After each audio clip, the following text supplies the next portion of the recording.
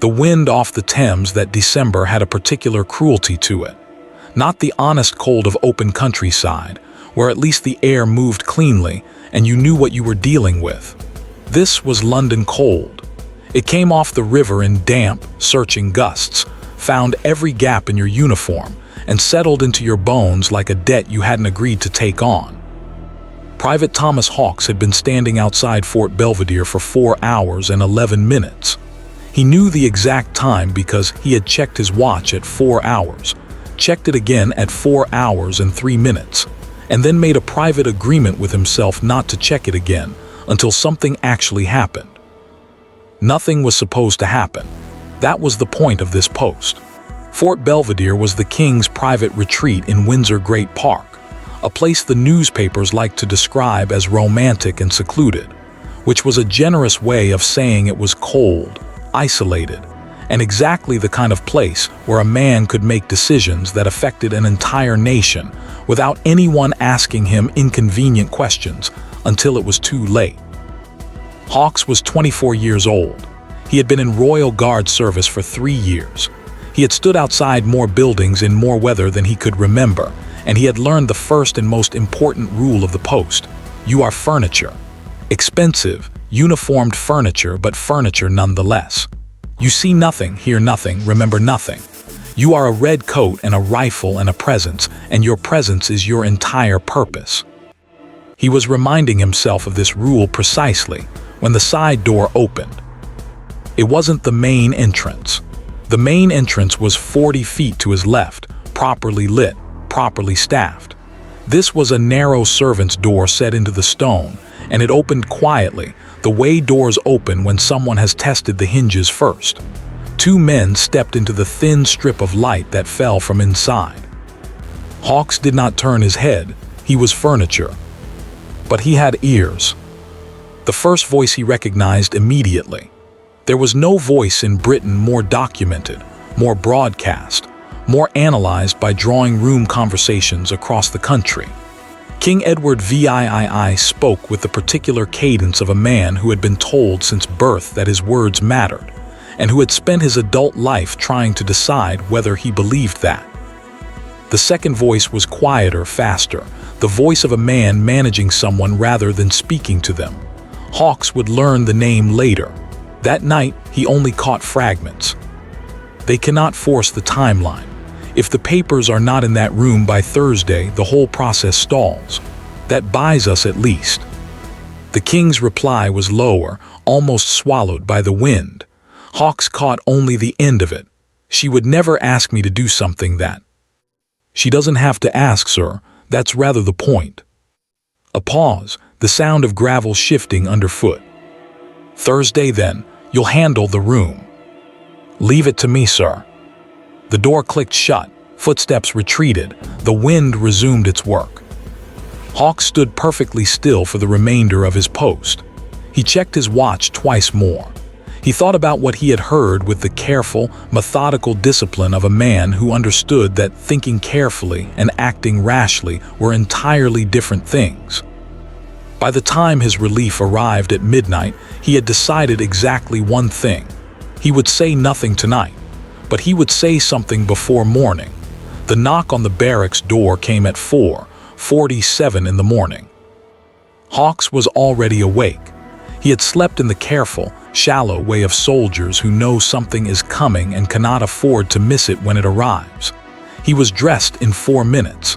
He opened the door to find a man he had never seen before standing in the corridor.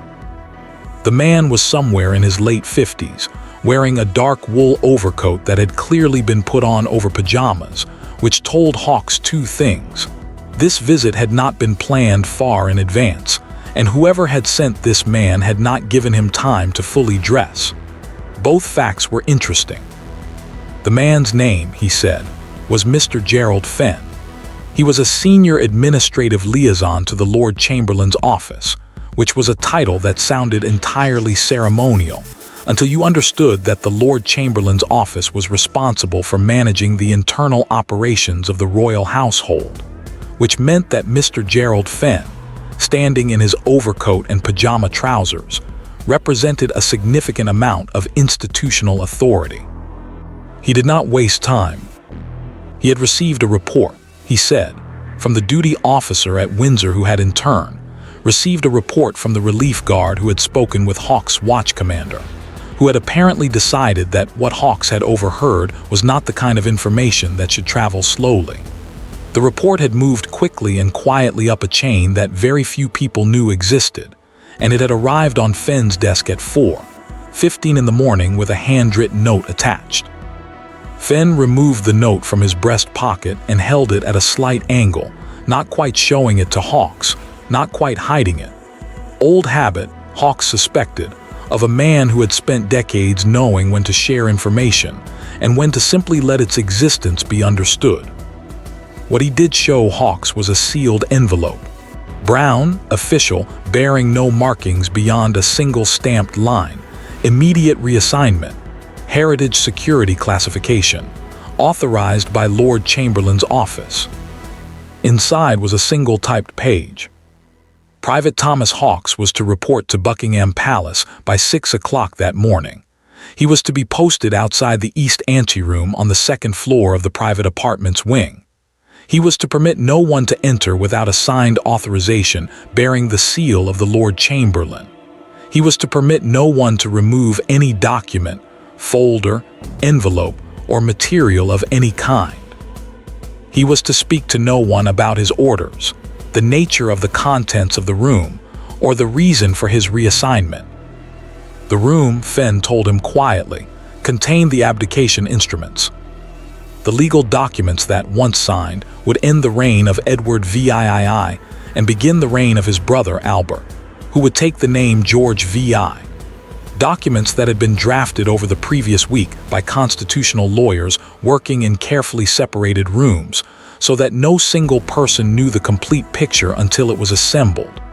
Documents that were, at this moment, the most important pieces of paper in the British Empire. They were in a locked room on the second floor of Buckingham Palace, and someone, it appeared, was interested in accessing that room before Thursday. Hawks asked one question, just one. He had learned that one precise question was always more useful than 5 scattered ones. What am I protecting the documents from, sir? Removal or alteration? Fenn looked at him for a moment with the expression of a man revising his assessment of someone upward. We're not entirely certain yet, he said. That's rather why you're being posted there instead of being told to go back to sleep. He paused at the door on his way out, then turned back with the air of a man remembering something. There's tea available in the staff corridor, if you'd like some before you head over. Hawks put on his coat. Thank you, sir. I'll manage. Buckingham Palace at 5:30 in the morning in December of 1936 was not the silent, stately building that tourists imagined. It was a building under pressure, and pressure expressed itself in the same way in palaces as it did in barracks, through controlled movement, lowered voices, and the particular kind of busyness that meant everyone was working very hard to appear as though nothing unusual was happening. Hawks moved through it the way he had been trained to move through any environment where his presence needed to go unremarked. He walked with the confident unhurriedness of a man who belonged exactly where he was and had no reason to explain himself to anyone. He nodded to a housekeeper arranging flowers in the ground floor corridor. He stepped aside for a pair of solicitors carrying leather briefcases who passed him without looking up. He paused at the foot of the private apartment staircase, while a senior footman directed 2 junior staff members with the hushed urgency of a stage manager in the wings. The palace smelled of beeswax and old carpets and, faintly, of anxiety. That last one was not something you could name precisely, but Hawks had smelled it enough times to recognize it. In barracks before deployment, in hospitals, in the rooms of powerful people who had just understood that something was beyond their control. It was the smell of a world rearranging itself, and the people inside it trying to keep up. The east anteroom was at the far end of the second floor corridor. Past a row of portraits of previous monarchs that watched proceedings from their gilt frames with the absolute neutrality of the long dead. The door was plain, unremarkable, the kind of door designed specifically not to draw attention. A small brass plate bore no number or label. The lock was new. Someone had fitted it recently and done so with care. The duty guard at the corridor entrance checked Hawks' authorization paperwork with the slow thoroughness of a man who understood that the time to be careful was before the mistake, not after it. He examined the Lord Chamberlain's seal, compared the description to the man standing in front of him, and finally nodded once. "You'll want to stay sharp," he said, handing back the documents. "It's been an odd morning." Hawks took his position outside the anteroom door. He stood with his back straight, his eyes forward, his rifle held correctly, his expression arranged into the particular blankness that was not emptiness but discipline, the face of a man who had set aside everything that was not the immediate task. The corridor was busy in waves. A lawyer arrived at 7, was admitted, departed 40 minutes later. A palace secretary passed through twice carrying sealed envelopes in different directions. A senior courtier stood at the far end of the corridor for several minutes apparently reading a document, occasionally glancing toward Hawks' post, then departed without approaching. At 8:15, a young maid appeared at Hawks' elbow with a small tray. "Cup of tea, sir," she said, already moving past him as though she had 10 other places to be. "Cook says everyone on the upper floor is to have something warm. It's bitter up here." Hawks looked at the tea. The timing was, in a word, spectacular. "Thank you," he said. "Leave it on the hall table if you'd be so kind." The maid left the tray. The tea went cold. Hawks stayed at his post. By 9 o'clock, the corridor had settled into a kind of organized tension. People moved through it with purpose, but without panic. There was a sense of things converging, of a process that had been set in motion some time ago now approaching its final hours. Hawks had been briefed enough to know the shape of it. The king had already made his decision privately. The documents were a formality in the philosophical sense. They meant nothing until signed, but they were everything in the constitutional sense, because without them, the formality had no legal foundation. And legal foundation, in a constitutional monarchy, was the entire architecture. He was thinking about this, standing perfectly still, when he heard footsteps on the staircase that were neither hurried nor casual, but carefully measured. The footsteps of a man who had rehearsed an entrance. The man who appeared at the top of the staircase was, by any reasonable measure, an impressive figure. Tall, well-dressed in the particular way of men whose clothing had been chosen to project trustworthiness rather than elegance. A dark suit, a plain tie, shoes polished to a reasonable but not theatrical shine. His face was open, the kind of face that had learned to present warmth as its default setting. His hair was neatly combed. He was carrying a slim leather folder under one arm and holding, with a slightly theatrical air of self-deprecation, a cup of tea. He saw Hawks, smiled with what appeared to be genuine warmth, and walked toward him at an unhurried pace. "Good morning," he said. His name, Hawks would later confirm, was Mr. Reginald Croft. He held a position as a private aide to the king's personal household, a role that had existed for 4 years and which, in normal circumstances, would have given him a reasonable amount of access to most areas of the palace. These were not normal circumstances, but Croft had clearly made a private decision not to let that change his approach. "Good morning, sir," Hawks replied. "Beastly cold up here," Croft said, stopping a comfortable social distance away, the kind of distance that said he was not attempting anything, merely making conversation. "Have they not brought you anything warm? I can have someone." "I'm quite all right, sir, thank you." Croft smiled again. He glanced at the door behind Hawks with the practiced casualness of a man trying to seem as though he was doing something entirely different from what he was doing. "I have some papers for the room," he said. "Supplementary materials. The king asked that they be added to the file before." "May I see your authorization, sir?" Not a question. Hawks had learned the difference early. A question gave someone room to negotiate. A statement framed as a request gave them room only to comply or refuse. Croft's smile did not disappear entirely, but it changed quality.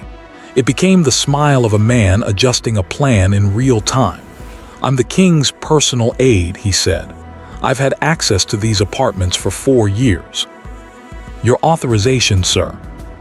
"I don't believe I need to produce authorization to deliver materials at the king's request." "For this room, sir, you do." A pause. The corridor was quiet. Someone moved distantly at the far end, then was gone. Croft shifted the leather folder slightly, a small unconscious movement that told Hawks something about what was inside it. Not quite papers for a file, something he was keeping close.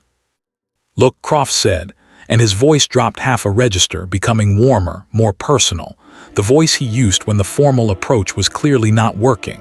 "I've known the king for 6 years. I have watched him arrive at this decision at enormous personal cost. What's happening to him is not just political. He is losing everything he was born to because he is loyal to one person above all others. Now, whether you or I agree with that choice is entirely beside the point. What I am asking is whether it is necessary, truly necessary, to add one more obstruction to a process that is already." "Your authorization, sir," Hawks said.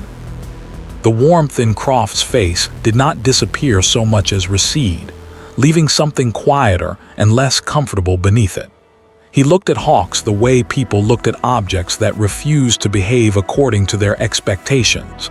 Not with hostility exactly, but with the specific frustration of a man whose tools weren't working. "You're a private," he said, not unkindly, almost gently. "Do you understand what you're actually guarding in there? Do you understand what it means?" "I understand my orders, sir." "Your orders were written by bureaucrats who?" "They were authorized by the Lord Chamberlain's office." "The Lord Chamberlain serves at the pleasure of the—" "The Lord Chamberlain," Hawks said, "serves the crown. The crown is what's in that room, sir. Not the king, the crown." The distinction was not something Hawks had planned to say. It arrived with the quiet certainty of something he had understood without knowing he understood it, the way some truths surface only when they are needed. He did not elaborate. He did not need to. Croft stood very still for a moment. Whatever argument he had been assembling appeared to have mislaid itself. He looked at the door. He looked at Hawks. He looked at the leather folder under his arm with an expression that might, in another context, have been called grief. Then quietly, "I'm only trying to help him." "I know, sir," Hawks said. And he did know. He was entirely certain that Reginald Croft believed exactly that. He was also entirely certain that belief and authorization were not the same thing. "Stand aside," Croft said. The warmth was gone now, replaced by something flat and final. "I am telling you to stand aside." "I cannot do that, sir." "I am ordering." "You do not have the authority to order me, sir. If you believe you do, I would ask you to wait here while I summon the duty officer." Another pause, longer this time, the kind of pause in which a man is performing a private calculation about costs. Croft straightened his jacket, tucked the folder more firmly under his arm. His face had reorganized itself into something carefully neutral, the expression of a man who has decided to change tactics rather than concede. "I'll be back," he said, "with the appropriate paperwork." "I'll be here, sir," said Hawks.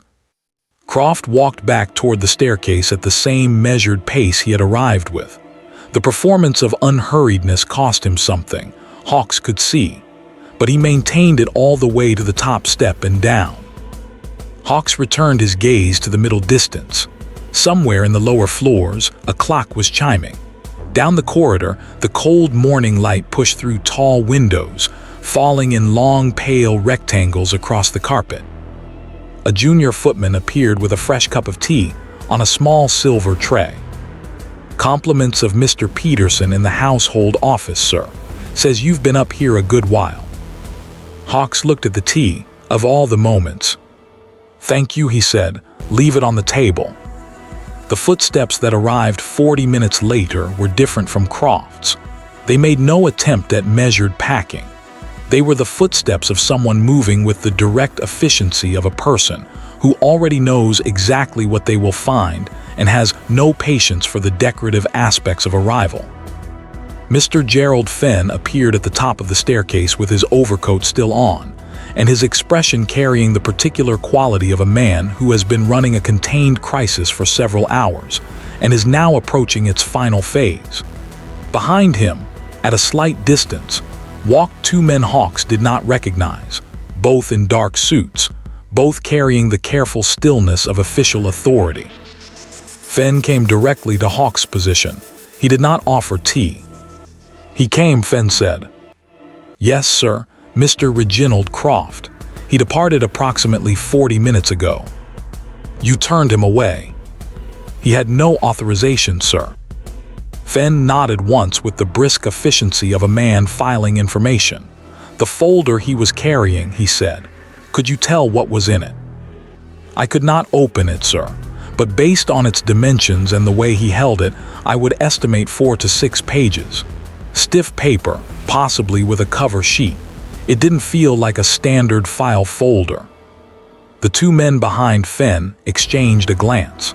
Fenn's expression shifted almost imperceptibly towards something that was not quite relief, but was adjacent to it.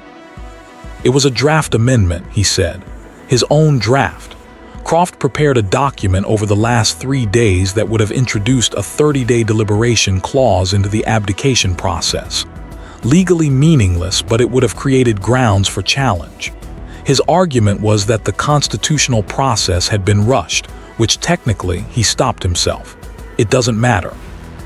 What matters is that it was not authorized. It was not reviewed. And if it had found its way into that room and been associated with the official documents, even informally, it would have created exactly the kind of procedural ambiguity that could have delayed the process for weeks." Hawks said nothing. He had suspected something like this. The folder, the measured entrance, the carefully personal argument, none of it had the feel of a man delivering routine materials. It had the feel of a man attempting to introduce something into a process that the process itself had not accounted for. "Where is Croft now?" Hawks asked. "Being spoken to," Fenn said, which was a phrase that covered a considerable range of possibilities. "He won't be returning to this corridor." He paused, looking at the door behind Hawks with the expression of a man calculating time. "The king signs this afternoon," he said. "George, that is, the new king has been informed. The documents will be witnessed, sealed, and moved to the Constitutional Archive at Westminster by this evening." He looked at Hawks directly. "You will remain at your post until that transfer is complete." "Yes, sir." "There will be people moving through this corridor this afternoon who outrank you considerably," Fenn said. "Constitutional lawyers, members of the Privy Council, possibly a bishop. Some of them will have authorization. Some of them will not, but will expect that their position substitutes for it." "It doesn't," Hawks said. "No," Fenn agreed, "it does not." He reached into his coat and produced a folded page which he handed to Hawks. "Updated authorization list. If the name is not on it, they do not enter. Regardless of title, regardless of argument, regardless of..." He paused, and something moved across his face that was almost amusement. "Regardless of T." Hawks looked down at the list. 14 names neatly typed. "Understood, sir." Fenn prepared to leave, then stopped in the way that Hawks was beginning to recognize as a habit. He turned back.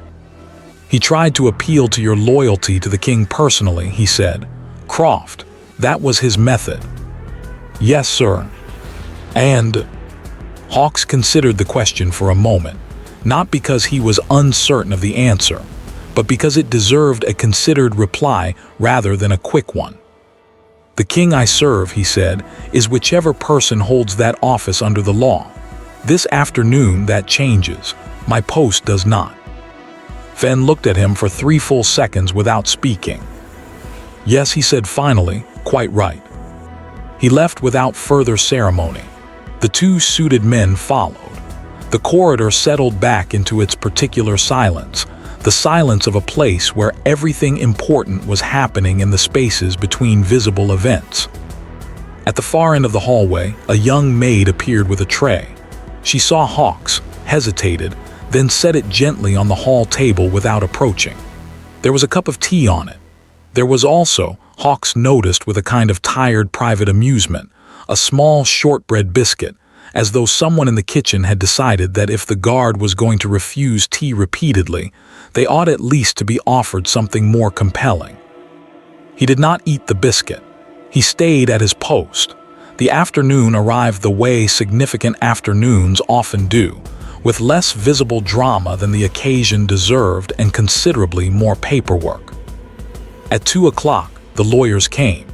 3 of them, all authorized, all moving with the careful formality of men who understood that they were performing an act that would appear in history books and were determined to perform it correctly. Hawks checked each name against the list, examined each authorization, and admitted them one at a time with the unhurried precision of a man for whom protocol was not bureaucracy but architecture. At 2:40, a senior member of the Privy Council arrived with an aide who was not on the list. The council member, a man in his late 60s with the bearing of someone entirely unaccustomed to being told no, expressed his expectation that an exception would naturally be made. Hawks expressed, with identical courtesy, that it would not. The aide waited in the corridor. The council member went inside. At 3:15, a bishop arrived. He was authorized, and he was also carrying a small flask of brandy for the king, which he produced from his coat pocket with the slightly guilty expression of a man who has decided that historical occasions deserve a degree of human kindness that strict protocol might not have anticipated. Hawks looked at the flask, looked at the bishop, and made a private decision that some things were above his authorization level and below his concern. The bishop went inside. At 4 o'clock, the door opened, and the lawyers emerged carrying sealed cases with the deliberate movements of men transporting explosive material. Behind them came the council member, then 2 palace secretaries. The bishop came last, and his expression had the particular quality of someone who has witnessed something they will spend the rest of their life measuring other things against. The room was empty. The documents were signed. Edward VII was no longer king. The transition had taken, from the moment the lawyers entered to the moment the cases were sealed, 1 hour and 20 minutes. In that hour and 20 minutes, a reign had ended, another had begun, and the entire constitutional apparatus of the British monarchy had turned on its axis with the quiet efficiency of a mechanism that had been designed over centuries specifically to survive moments like this one. Fenn appeared in the corridor at 4:10. He was carrying the sealed document cases himself, flanked by the 2 suited men from that morning. He stopped at Hawks' position. "Transfer complete," he said. "The cases go to Westminster within the hour. You are formally relieved of this post as of," he checked his watch, 16:13. Hawks nodded. Fenn did not leave immediately. He stood for a moment with the slightly awkward quality of a man who has something to say and is deciding how to say it. He looked at the now closed and empty room, then back at Hawks. "Croft," he said. Before he was removed from the building, he was asked whether he believed he had done anything wrong. His answer was that he had been loyal to a man who deserved loyalty. Hawks waited. "What would your answer be?" Fenn asked, "if the same question were put to you about today?" It was a different question from the one it appeared to be. Hawks understood that. It was not a question about regret or doubt. It was a question about what a man understood his loyalty to mean. It was, in some respects, the central question of everything that had happened in this corridor since 5:30 that morning. "I was loyal to the post," Hawks said. "The post doesn't change with the person who holds the office above it. That's rather the point of having a post." Fenn set the document case down for a moment, not putting it on the floor but balancing it against his leg. A small unconscious gesture of a man who has been carrying something heavy for a long time and is allowing himself 30 seconds of rest. "Croft will not face formal charges," he said.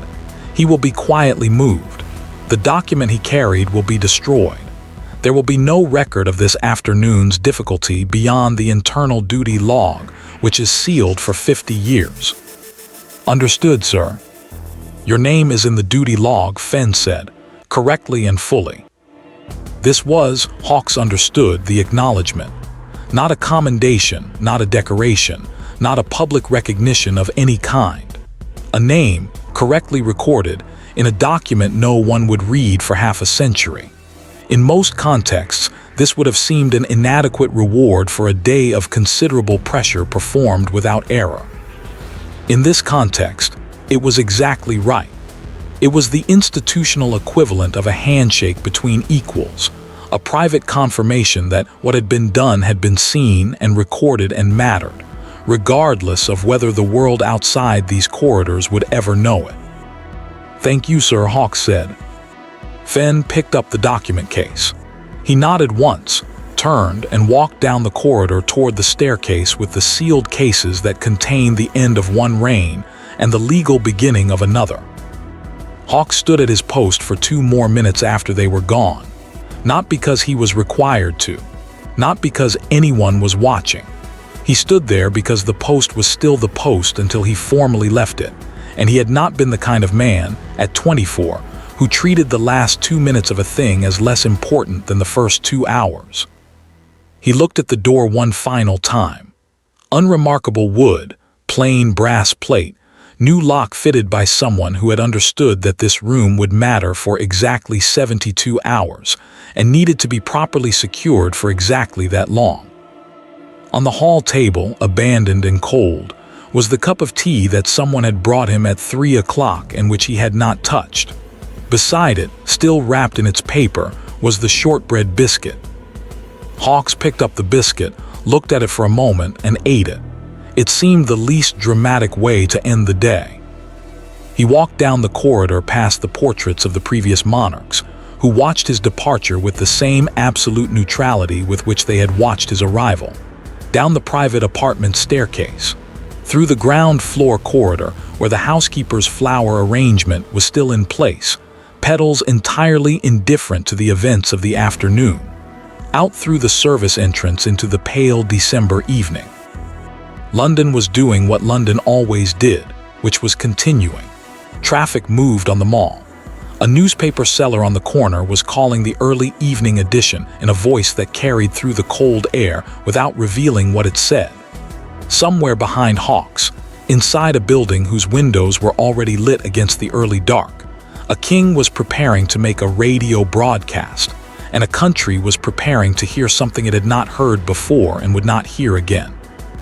Thomas Hawks walked back toward Wellington Barracks at an unhurried pace, his hands in his coat pockets, his breath visible in the cold air. He had not prevented a crime in the legal sense. No arrest had been made. No headline would appear.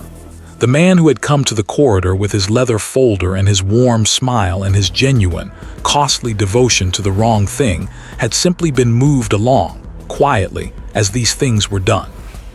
But something had been protected that afternoon that was harder to name than a document. The idea that the transition of power required ground beneath it. That procedure was not mere formality but foundation. That the difference between a system that endured and a system that collapsed was often not a dramatic confrontation, but a single unremarkable figure at a door, without authorization, simply declining to move. A monarchy did not survive centuries because of the kings and queens who wore its crown. It survived because of the people who understood that the crown was larger than any one head it rested on, and who were prepared to stand in cold corridors in the early morning, turn away charming men with persuasive arguments, leave their tea untouched, and hold the line when the line was the only thing holding everything else in place. The newspaper seller was louder now, his voice cutting through the evening air. Hawks caught the headline as he passed. The king's message to his people, tonight 8 o'clock. He did not stop to buy a copy. He already knew what it would say. He had been standing 3 floors above it all afternoon. He walked on. The city continued around him, entirely unaware of what had just been prevented in a quiet corridor by a 24-year-old private who had eaten his shortbread biscuit on the way out. Some victories looked exactly like that. Thomas Hawks served in Royal Household Security for a further 19 years. He never spoke publicly about the afternoon of December 10, 1936. His name appears once in the sealed duty log of Buckingham Palace, dated that day, noted simply as "post held without incident." The log was declassified in 1987. By then, Hawks had been retired for 11 years and was living quietly in Wiltshire, where, by all available accounts, he drank his tea without incident every morning.